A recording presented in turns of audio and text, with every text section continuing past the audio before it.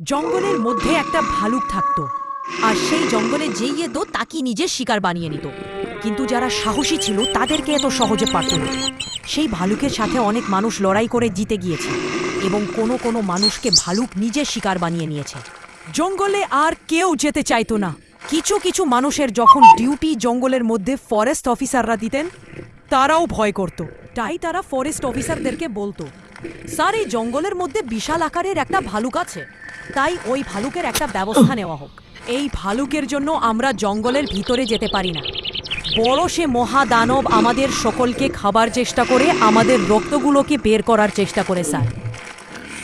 সেই ভালুক আমাদের সামনে এমনভাবে দাঁড়িয়ে যায়, আমরা ভাবি কোনো ডাইনোসর চলে এসেছে।